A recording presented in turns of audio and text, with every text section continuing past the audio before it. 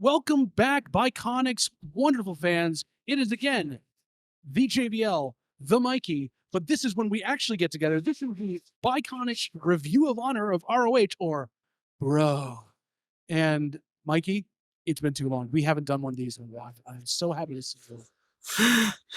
Yes, it's been too long since we've done a review together because you did one 2 weeks ago by yourself. I did mine by myself.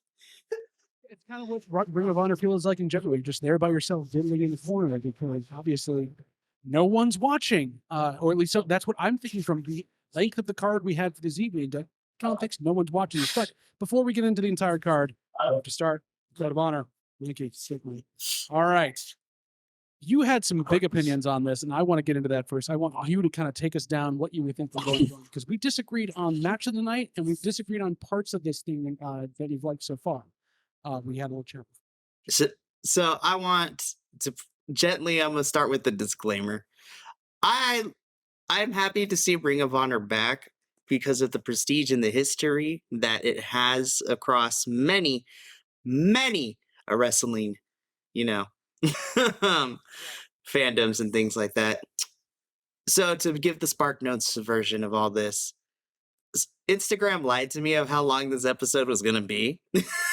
I only counted like 7 or 8 matches. I was like, okay, this is gonna be a good sit down, like a good average. No, 13 whole. Yeah, go ahead.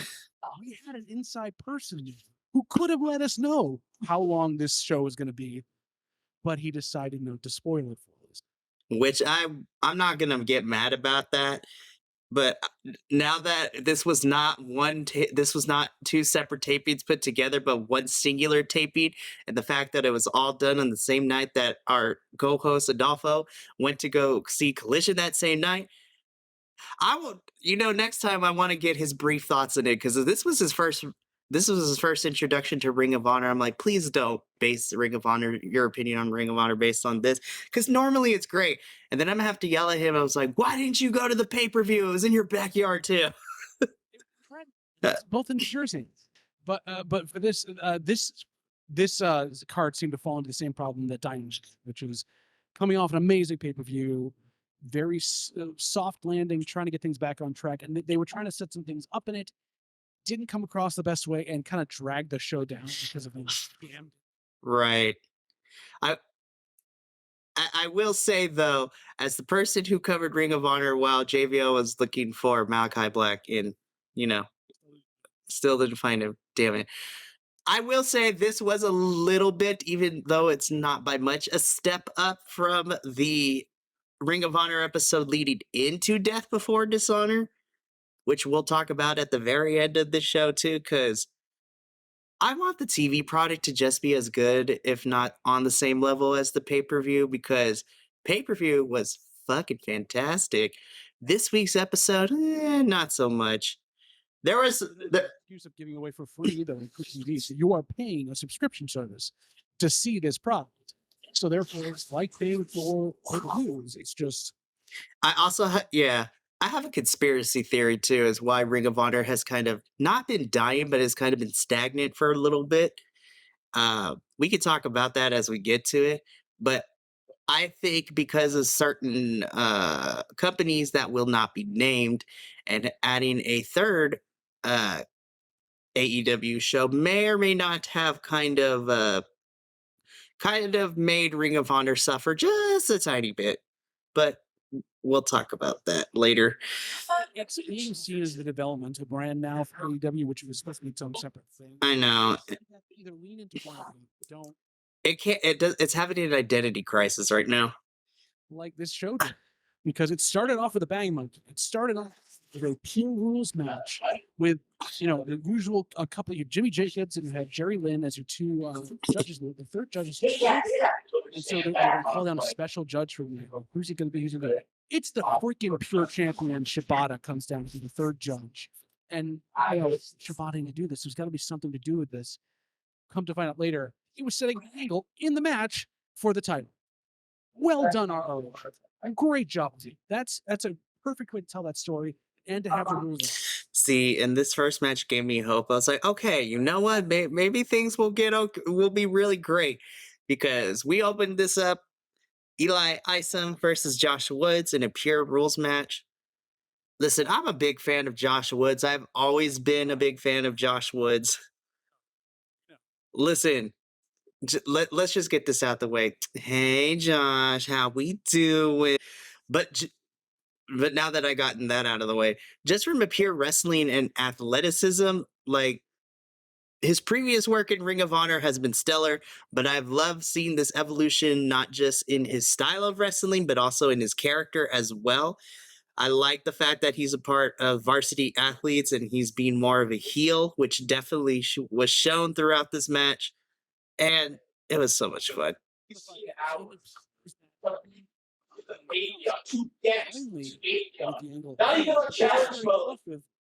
Forcing your opponent into the ropes to force a rope break on just a shove and trying to drain the healer speed. It's not working. It's using the rules to your advantage. So perfect there. Of course, coming through it, working on the shoulder, jump the comeback from Eli Isom, and then he starts to just go at Shibata, using Shibata's mode, PK, all that stuff, and just basically saying they're not good enough.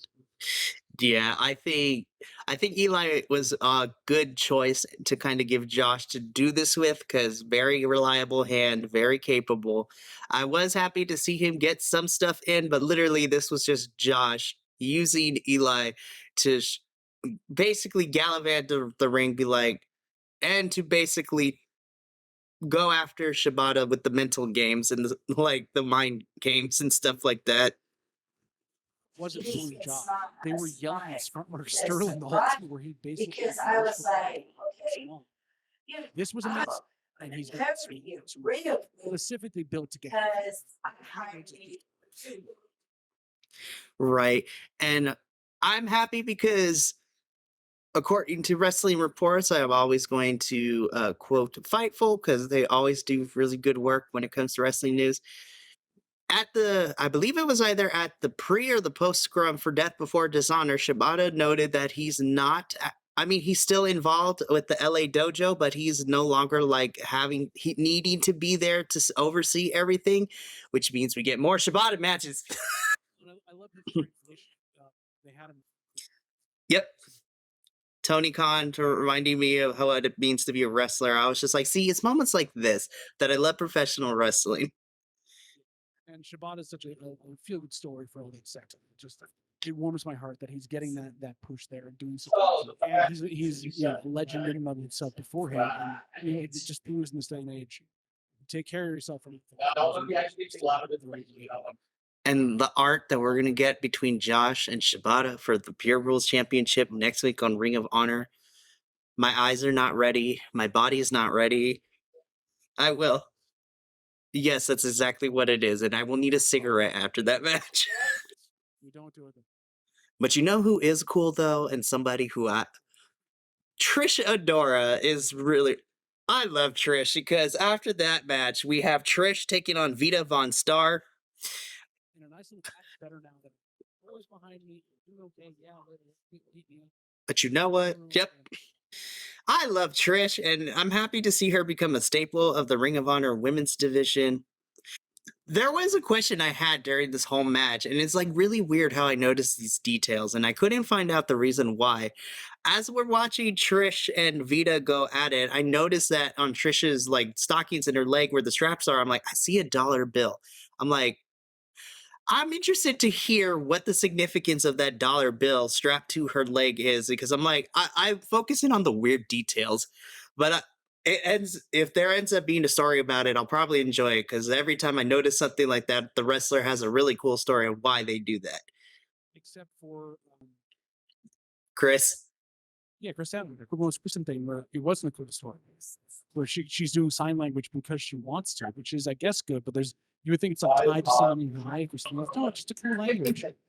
Okay, I mean, I get it, but also either way, there's got to be a story behind this. Maybe she's a fan of Top Down. Who knows?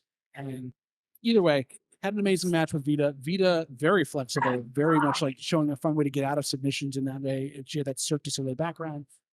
Again, hitting all the right moves, a little bit of a breather from the first match. Very, very well done. All of them. Yep. Then Bill. we move Yep. on to a bunch of slapping meat together. My God, it was a butcher shop full of meat in this entire. In the words of Fightful hosts Cresta Star, it was big meaty men slapping big meat against each other. We had the Ring of Honor six-man tag champions for Mogul Embassy versus the Iron Savages. And Jack Jameson, he making his debut as not just the mouthpiece, but also a wrestler. This was so much fun to watch. This was a lot better than I thought it was going to be. At first, I was taking, I'm like, it's Bear Country. That definitely is Bear Country. And I had to look it up while I was watching it. They changed their literally, I think, 2 weeks ago when they picked up Jack Jameson to do it. But because of their size and because they've always been presented as well on the Dog and Duck Relations as the monsters that can't be moved, they were taking it to Gates of Agony and Brian Cage like nobody else was. They were knocking them down. It was on the same par, and like Boulder went nuts and was going everyone to a Vader salt. What was this was just so much fun to watch, and it wasn't just a typical each other. Right. There was a lot of things that happened during this match, and my eyes were glued to this. I think at one point I forgot which member it was, but the turning point of this match for me would be like, oh, it's about to get crazy, is when I'm forgetting the name of who it was, but he literally sits on Toa Leona, like on the apron, and then all of a sudden, oh gosh, all of a sudden they get picked up and powerbomb, and then I heard the smack on the floor. I was just like, ah! That was Bronson. Oh God, bro. Dove out back and forth again, and just baseball kicked threw into Toa's hand. And that slammed the floor, echoed in my head. I was just like, oh, so it's gonna be okay. Let's go. And then there was the double thing on the apron while Bronson was under the ring. Toa comes down and embraces him, and then Khan comes off the top and like just takes him out. This was so great. And, I was going to be honest. I thought Mogul Embassy was going to be thrashing them for the majority of the match. No, they actually made me believe, oh, this is a viable threat to Mogul Embassy's championships. I was just like, I still don't think they're going to lose, but there was a small possibility. It's like, you're making me believe that it is possible that they're going to face some opposition with this team. All three members of the team. Is that right? And he was moving pretty well too. I think Jameson didn't do as much, and he was there and he was powerful. That for me was my matchup. I liked a bunch of just I came in with no expectation.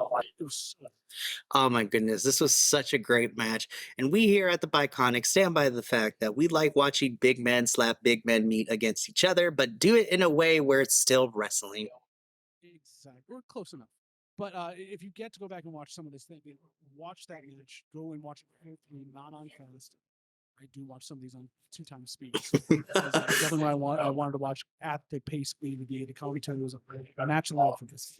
And now we have another great match coming up. Apparently, this next wrestler is either Reese Coleman or the other commentators' 4-year-old's favorite wrestler, nonstop in her entrance. Right. Legit Layla Hirsch taking on Becca with a 3. I'm so happy that Layla Hirsch is back on my TV screen. I've been saying it for weeks now, but now I can say it with you here. I'm so happy to see Miss Legit Layla Hirsch back on my television screen. She's moving too easy. Like, she is being booked as a monster. As I said in my review a couple weeks ago, her only flaw is that her promo skills are not there yet. And if they didn't do it this time. They didn't stick her in a promo after the match to run herself up or do anything else. Good. She is a killer and a Terminator. Get somebody to be her mouthpiece, not Mark Sterling. Somebody else. And let that be there. And honestly, the funniest part was this: you listen to the crowd reaction during it. Yeah, they cheer for Becca a little bit on certain things when Layla was playing up. Mm-hmm. People were cheering and saying, "Welcome back, Layla," the whole time. Yeah, she can't be that. She can't be a heel. She's got to be a tweener when she comes through. Like, just hired assassin, mercenary, somebody you bring in you don't consider rock and roll. And she's crap out of it. See, and if they continue to build Layla this way, in all honesty, I would be okay if she ends up being like the next legit, pun intended, legit challenger for Athena. Athena versus Layla would be, oh God, the possibility just makes me salivate. I'm like, ugh. By the way, like I meant to bring this up earlier because of how we talked about Wednesday's review. Hmm. This was the only women's match. Right? I missed one earlier, but there wasn't one really. There was only one women's match. Right? It was this one. Right? No. Well, so no. There was more than one women's match. So let's put this in perspective. There were four women's matches. Whoever. In the Tony Khan-verse, that can't happen. Well, maybe in the AEW universe, but you know what? In the Ring of Honor universe, we had 4 women's matches. We had 4 women's matches, and then in the main, yeah, They were all early in the show. They weren't there. It just was like you got them out of the way, nothing happened. It wasn't like spread out through the show, and you got them in different places, and they were different stuff. well, I hate to burst that little bubble of yours, but no, of course not. I'm being facetious. That's a $5 word for you. No, I don't know what it is, but Ring of Honor tends to have more. Ring of Honor and it is tied with impact of how much I see my women on my weekly television show. And you know what? A good third place. NXT gives women more time than even their own main rosters do half the time. Shawn Michaels took a shot at AEW for me, which is hysterical. Gosh, oh man. Mikey, Layla Hirsch, amazing. But in the next match we're going to go into, if you haven't gone back and watched our review from yesterday, Beat the Clock, we got in a very tight 1 hour. Check out the TK accountability corner section because this next match is exactly what I was describing in that rant that I had as to if you have a problem with a match like this, having the other women's matches on the card wakes up for that because more to play. So go back and watch that, share that around, which you and I kind of differ on. So prior to this proving ground match, I do appreciate the backstage interview between Athena and Lexi because Athena's starting to slowly go unhinged, but for the lack of challengers, and she literally said, "If I don't get a challenge, Lexi, you're the only one left. So breaking porcelain over here. Let's go to the Spawn Friday. Bye." I was like, I would also give props to Lexi for just like leaning into the absurdity of this. And she's like, okay, no. At the end of the backstage interview segment, she's like, okay, we're good. I was like, yes. I wanted to interact with the outcasts because of that. It's that same like crazy stuff, beat the crap out of everybody. Honestly, like that would be amazing. But you know, so with this proving ground match, Athena versus Christina Marie. So for those of you who we skipped the one we differ.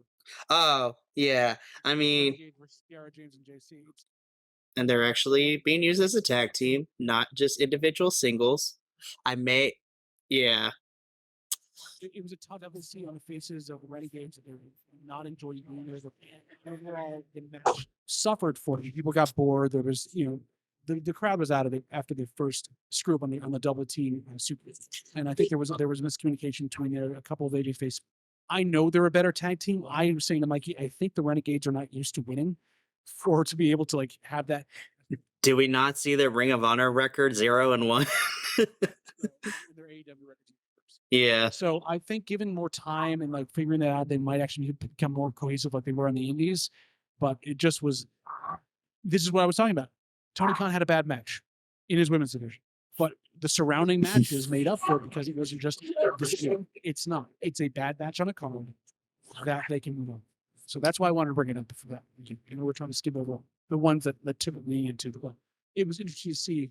This is how it works, Tony. You've done it. Do it on the main roster. I think what's going to hurt the Renegades for a little bit in Ring of Honor is the fact that if they're going to continue to be pushed as a tag team, there's not really many real, like, established female tag teams in Ring of Honor.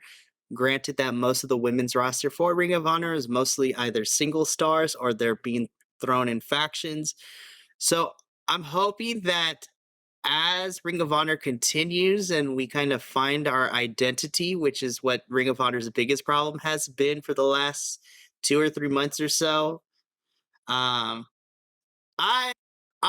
am hopeful for the Renegades because I do like them.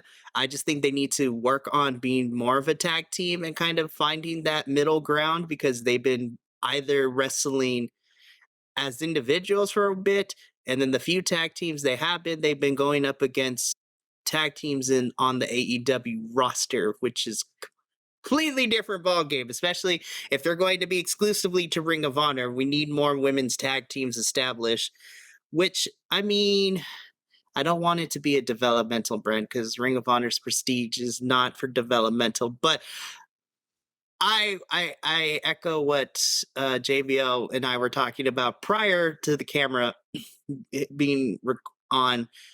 I think Ring of Honor just needs to find. They need to pick a direction. Do they want to be like super indie like they used to be? Do they want to be developmental?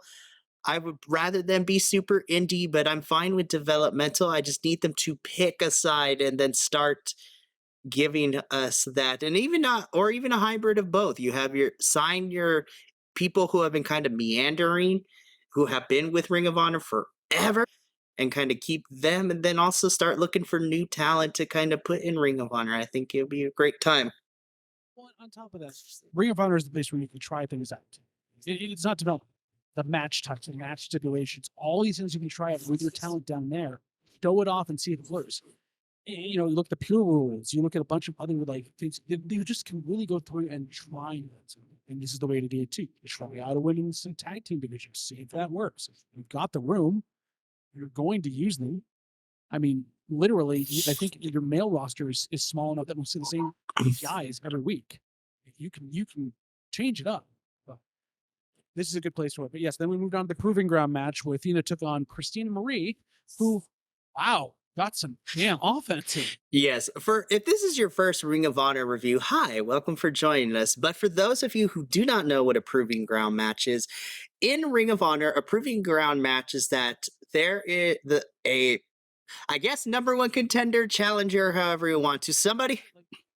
Like, there's no real term for it, but the point of a Proving Ground match is that the champion will be in the match against the challenger, and if the challenger can either get a pinfall submission or survive the time limit of the Proving Ground match, then they earn a number one contender spot and will get a future championship match of whoever it is.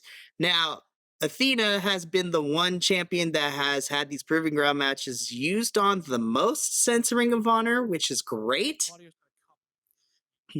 Right. But unfortunately, and this is where the problem also comes into that I've been talking about the last couple of weeks of Ring of Honor. I think Athena is probably my favorite women's champion right now. And just so far, 2023, I think she's in the lead for probably my number one spot for Women's Wrestler of the Year, of how many like the matches, and her character work has been great. But the problem is that she's run through almost every single woman on Ring of Honor and other promotions that we're slowly not being able to find anybody that is left. I will get into that when we talk about Death or Dishonor, who I think the three women who should be dethroning her, but that's for later conversation. Now because of what I said in my review. All right, let's just throw it out there. What she's been doing since we've been watching, Diamante needs to be announced. She has proven that she can work any style. She's now gone to that tweener route to get past the heel thing she's doing. She's still being, she is definitely still out for her own thing, but she has the gall, badassness to carry that with her. Yes, maybe not on the mic as well, but God, the two of them, that match was so hard hitting, and it's within the Ring of Honor confines. You're not bringing somebody down from AEW or across from Impact or anything. You've got someone in there that has built up a record of winning up every week, and Kit has taken on giants, cruisers, and everything else. It could be money. That's what Diamante is. I think Diamante would be a great, like, if we're solely just thinking about just who's on the Ring of Honor women's roster, I think Diamante would be the great thing, and I think it would also bring money too, because I'm gonna be honest, I love Kiera Hogan, but at first I was like, I don't know how I feel about Kiera and Athena being in this feud, and then I was proven wrong leading into their championship match, and then that fucking championship match and that Chicago street fight was a thing of beauty, and I was upset that JVL was not here to review it with me, because that in the bottom, okay? I know, but I was just like, damn it, he missed a good one. I hope you eventually went back and watched it, because that was violent as all hell. I've been watching this ball. Bringing that up though, isn't Diamante with Kiera Hogan, or she's dating somebody?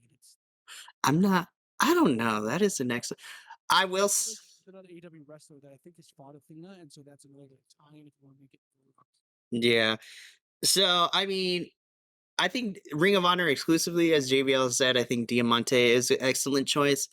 For me, if for some reason, if they want to bring somebody in, this is going to be a long shot and it is dependent on her. But even if it's just to get eyes on Ring of Honor and the program itself and the women's championship, I would very much like to see, and again, it would be dependent on her, but Athena, having a program with Athena versus Thunder would be really, really fun. That's what I'm saying. I know, which is weird because I mean, her little stint in Impact 2 years ago was actually pretty fun. Her and oh my god, that match between her and Deonna Purrazzo was a thing of beauty. It was so beautiful. But yeah, Diamante is dating Kiera Hogan. let's go. That's even funny.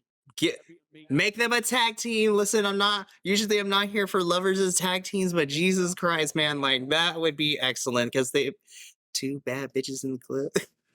Literally, because that's Kiera Hogan and Diamante's like character personas. They're two bad women and they're going to wreck house. I mean, Kiera proved it when she held her own in that street fight against Athena. It was great. Thunder's the only other thing too, and I might be a little biased, but because it would be a nice like bow on a trilogy if we're going to. I'm happy to see her on AEW, but for some reason I feel like she feels more at home in Ring of Honor, and I would say in the third match of the trilogy, let Willow beat Athena. Yes. The two matches they've had for that championship on the pay-per-views the last year and a half or so I love Willow. I'm a little biased. Like, she's great. Her personality is fun, but I feel like she, to me, fits more in Ring of Honor. And I feel that her quality of matches and the quality of opponents, granted it is Athena, God, we'll talk about it when we briefly touch on Death Before Dishonor, but I think Willow would be the perfect person to take that title off Athena if you can't find anybody exclusively in Ring of Honor to do so. And I think Willow in Ring of Honor actually it fits more with her, I guess. Because don't get me wrong, I like seeing her on AEW, but for some reason, as a viewing member of the audience, I'm like, something's not clicking, and it's not really Willow's fault. It's just that she's kind of spinning her wheels a little bit. That's the booking. Yeah. If there was Willow could have been up there. I also feel like Willow was. Yeah. I feel like if Willow was about to win finally, and Mercedes Moné comes in, interferes. Give me more New Japan stuff. Because I'm like, don't get me wrong, like, and I don't want to discredit Willow's New Japan Women's Strong Championship reign, because I know Mercedes was supposed to win that, but she got injured during the match, and so went to Willow. And I will say the title defense that she had was actually really fun, but I'm like looking at the match, I'm like, yeah, Julia's gonna beat that ass. I'm just happy that Julia is on American soil, so I'm hoping to see more of her. She will. She's gonna pop up a couple of times. She may even cross over to Imperium some. Give me a Joshi match. So we didn't talk about this as we're going along, Mikey, but after the Layla Hirsch match, this is where the night kind of started to hit its crest, started to come down the hill. So we had the Renegades match. That was pretty bad. Then we had the Proving Ground match, which actually was really well done. I liked. I was surprised of how much offense Christina got in this match. Well, and she's apparently one of the Ring of Honor originals and was in stuff like that. So it's very good that way. And then we had another decent match with the Kingdom, with Maria Kanellis versus Rhett Titus and Hot Sauce Tracy Williams. My match of the night. Brutal for what it was. I was surprised how far they. The best way I could describe this match for me, this is the most Ring of Honor match that has happened since the rebrand. This is the most Ring of Honor match. And it makes sense because you have 4 people who were there for the original Ring of Honor.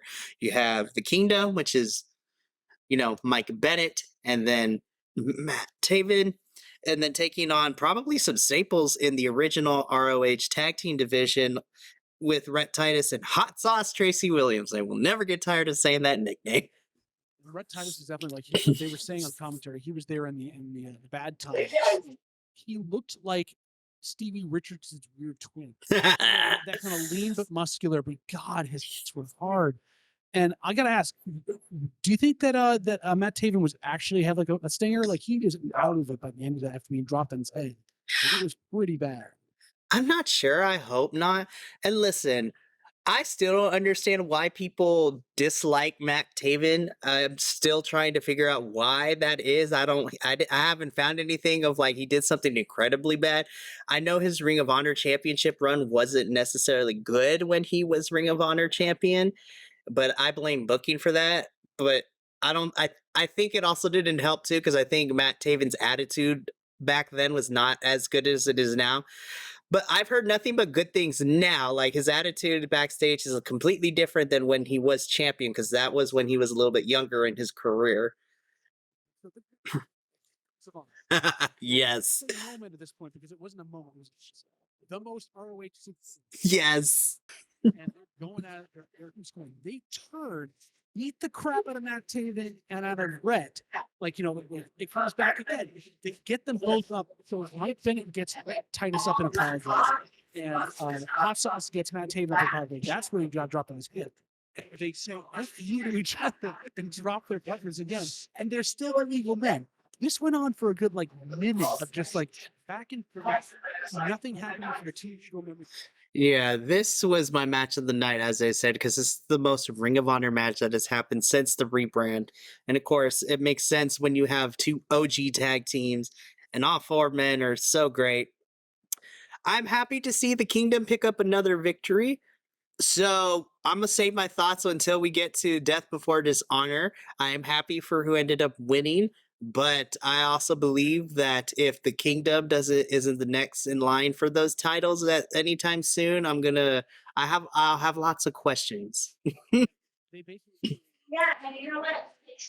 Yeah, and like, who was in that meeting where he said all that? Maria Canal was doing her thing. She didn't interfere with us. We'll talk about her spot at Death Before Dishonor because I was laughing my ass off so much during that. She's so great. Okay. It dragged on. Like we could have ended with the Kingdom with that match, and I would have been perfectly okay with this. But my girl Sunny Kisses back on my screen. Yeah. There are pieces you need to know, but honestly, both Link and I had nothing else to You know what? It just dragged. It dragged. Primal Fear. That's fine. As long as you know she's not correcting her. Lee Moriarty's theme music slaps. Use that all the time. Bills is like, you know, like W7. I know. He had better music when he was Duffy Morrissey and Impact, man. Like, need I remind you, this was put in the middle of two eliminator matches. This was the weirdest placement. This was the weirdest placement to put this thing. So now that we got that tag team match out of the way, so let's talk about this roller coaster downhill, because it was long. It did not need to be here.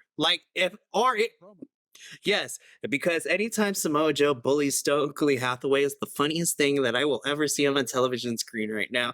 And Stokely just leaning into everything he does. I'm still upset that that WWE let him go, because I was like, that was the one. Outside of Paul Heyman, this was like the other the mark with the mouth that you needed to help. But you know what? That's neither here nor there. And the fact that Samoa Joe is telling Stokely, these are the reasons why this Eliminator tournament is great. So here's my problem with this. We just had one leading into Death Before Dishonor, and now we have another one, but this one is longer. And I was just like, all of the first round matches coming up after this. It was so long. You know, you sprinkle those in, maybe 2 matches of the first round. You had all 4, and they went all of them at a time over 5 minutes. And why are we sitting? Here's what I would have done, and I don't know if it's possible. I was just like, because this was literally the second half of the episode this week, and it was crazy. I'm like, you could have sprinkled these in between like the matches that happened in the first match. Like, I would have been okay with that. Like, space them out, but you literally had them all pretty much back to back to back. It was ridiculous. So so I mean, when we look at these matches, I looked at the first rounds. I was like, I think I can see who's going to end up being in the finals, but we'll talk about that as we go along. So let's just bang these out. So match one, JD Drake of the Workhorsemen taking on the Fallen Angel Christopher Daniels. This is probably of the four. Actually no.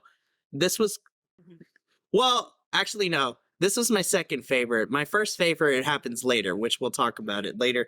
But honestly, I like JD Drake. I've always, forever and a day, loved Christopher Daniels, the Fallen Angel. You know, Christopher Daniels has the best life. He gets to work as a backstage producer and beat up on talent, so it's a great time. That was a little tough, but Christopher Daniels moves on to the next thing. And overall, that's kind of a standard match. It went a little longer than probably should have, but it was good. The second match of this eliminator tournament, like I guess the quarterfinals is what we're calling them, was probably the most fun, given the fact that Tony Nese always does these crappy like heel promos, but like in the best way possible. Him and his Tony Nese. Hey, I can grate cheese on those abs. What? Hometown hero cheeseburger.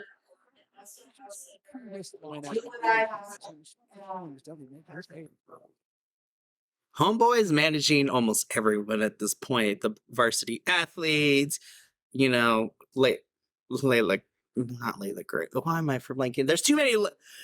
There's too many Laylas. There's too many Laylas. But you know what? Jade has earned some time off. Let her go. I love Jade. Like, I know she's a heel, but it always warms my heart every time like when her daughter's in the audience and she picks her up after the match and takes her backstage. I'm like, Jade, you are smart, beautiful, and you're a mother. I love you. It's great. Disappointing.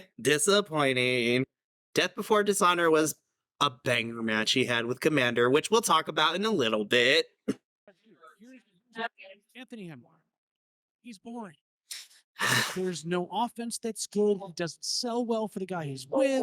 He seems to be very stiff moving around, and he wants to be a heel, but all the crowd was booing was to get him out of it. There's nothing else. There were a couple strikes, and it's like, he thinks he's Randy Orton, but he's not got the charisma. Yeah, Like,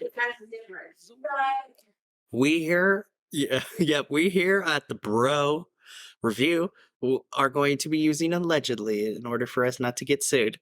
And like Veronica can say, oh yes, whatever, let's not rock the boat, let's not challenge the our amount of kids. it that was on his list. And now I'm glad we're talking, and I wish I would have talked to you sooner, because So I and don't now know if everything he's coming fucking off makes an injury sense. and And still you know what, and now I'm glad that I I'm don't want to accuse him. that's just I think he might be using why it do I for fucking limiting his mobility, changing everything he's been doing. Just seems Yeah. like he doesn't want to be. I Like I said, don't this want to one watch him really- wrestle. I'm not so disappointed in this one. fucking After seeing hurts. Josh Because Woods I do thought so he much was better at the beginning of the season. Gravity tried, man. Gravity tried.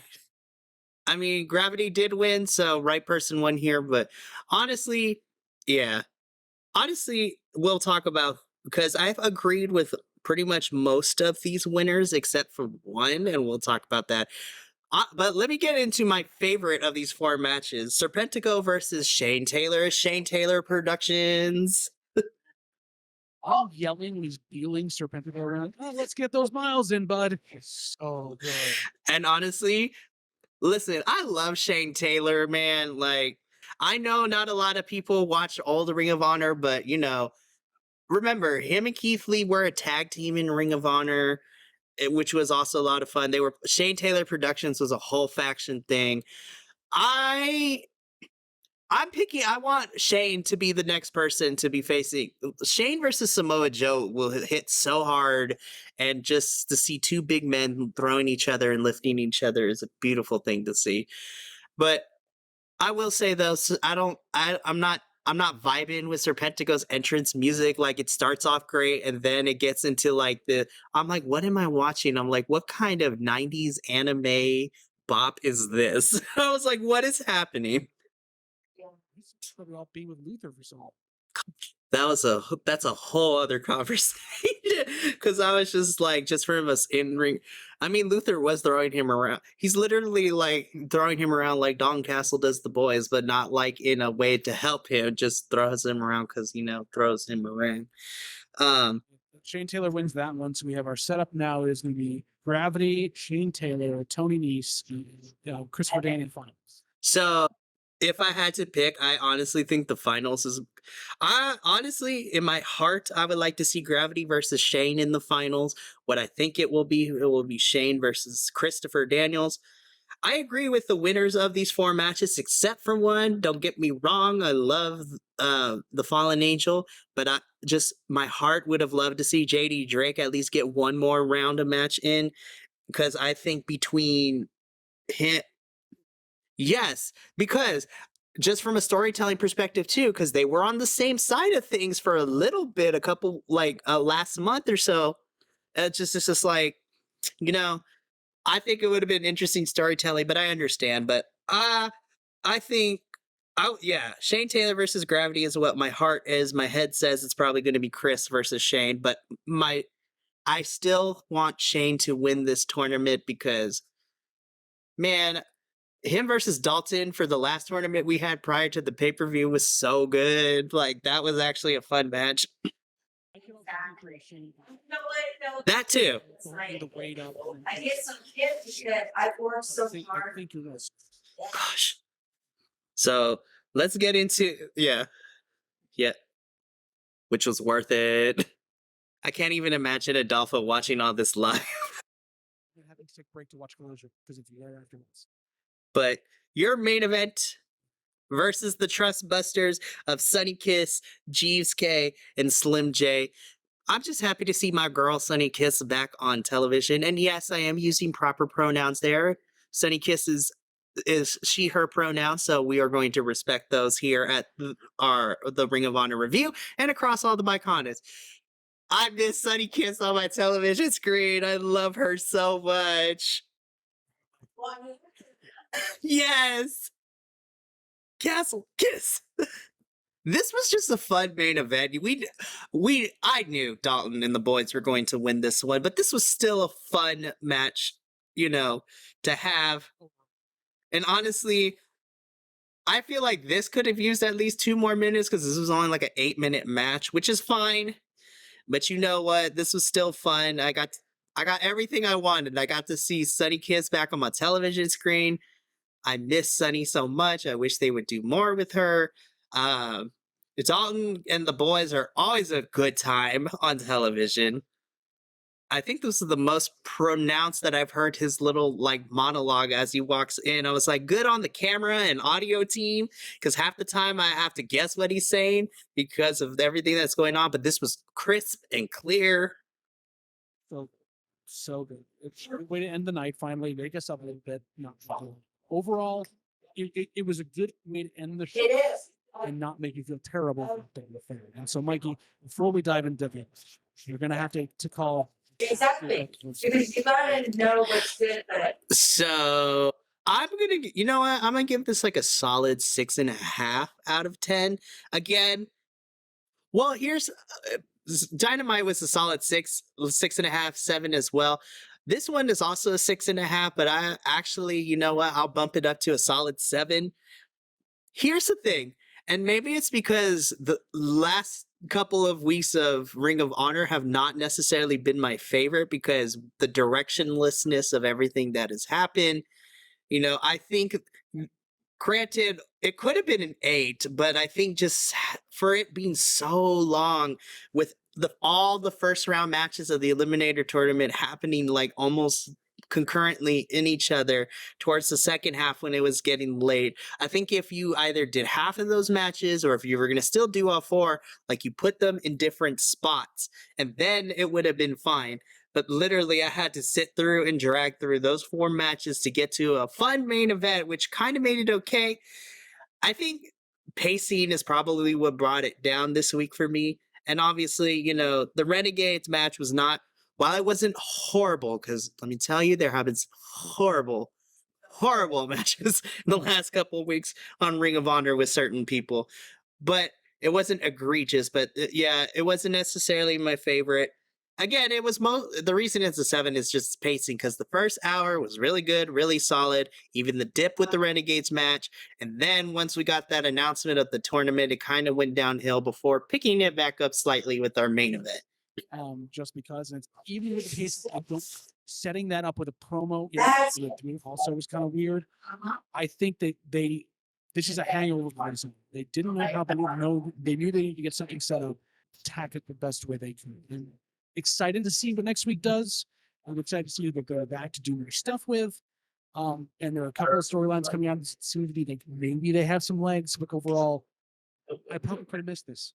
I could have missed this. Yeah. So let's end this review on a good. Let's talk about this, and like I don't care if this takes like 20 minutes or whatever, because People have to watch this. I mean it's fine. Like we're gonna end this week a little bit differently because we are gonna talk about Death Before Dishonor, the pay-per-view that happened last Friday. Yeah. I mean, I didn't want.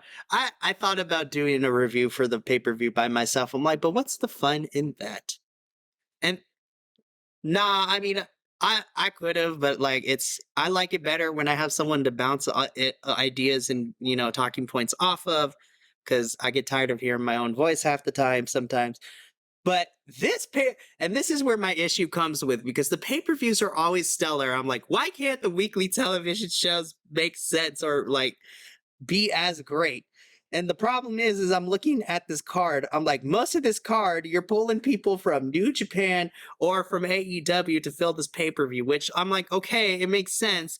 And that's the problem right now that Ring of Honor is having is there's not a lot of people to pull from to make these matches happen. Yeah.